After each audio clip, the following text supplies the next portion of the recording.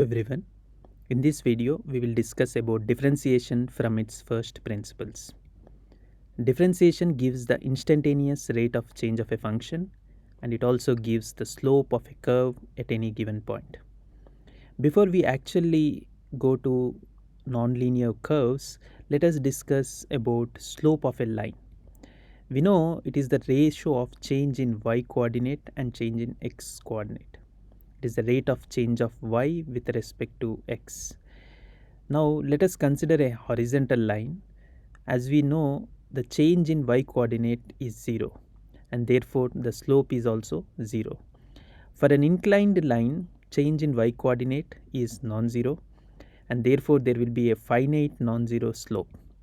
And also, if you take any 2 points on the line, it will give the same slope. So the rate of change is same for any point on the line. Now, what if the same idea is extended to nonlinear functions?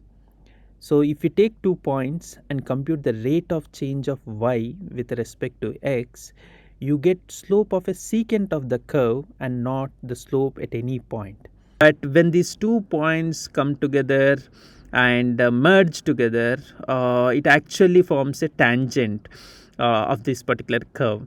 So now let us see how we can find the slope of this tangent. We have seen how to compute the slope of a line by using any 2 points. The same idea will be extended here to find the slope of this tangent, which is actually the rate of change of curve at that particular point. So let us see how we define it or how we compute it. So let us take 2 points, two very close points which are separated by a small distance h, which is infinitesimally small. So that's why we are using here h tends to 0.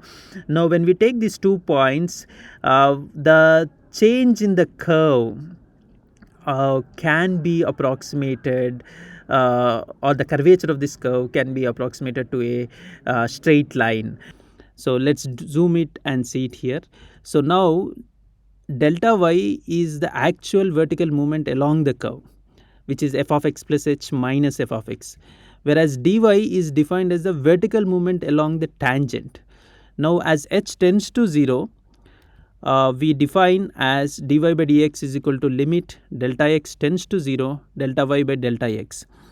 So when delta x tends to 0, dy by dx, which is the rate of change of y with respect to x on tangent, and which is also the slope of the tangent, can be obtained by the change of y coordinate on the curve with respect to infinitesimally small change in x coordinate. And this is what mathematically represented here. And this is how differentiation is defined. Now let's write it here. Delta y is the change in the y coordinate on the curve, which is f of x plus h minus f of x, and the delta x is x plus h minus x. And when you cancel it, we get the final expression for the derivative, which is limit h tends to 0 f of x plus h minus f of x by h. Now let us apply this definition of differentiation to various functions and see how it results in. So let us take a function f of x equal to x square. When we substitute in the differentiation definition, we get as follows. So we expand x plus h whole square, and if we cancel x square, we are left with h plus 2x, and when we substitute the limit h tends to 0, we get 2x. So that's how we find the differentiation of x square using its first principles. So let us take a more generic function, which is f of x equal to x power n.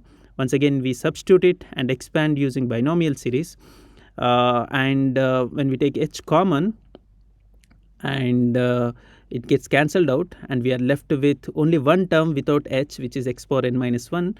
And after you substitute h tends to 0, we will be left with x power n minus 1, and we know that nc1 is n. So differentiation of x power n is n into x power n minus 1. So now let us also apply for a trigonometric function sin x. So when you substitute that, you get sin x plus h minus sin x by h. And when you expand sin x plus h, we get as follows.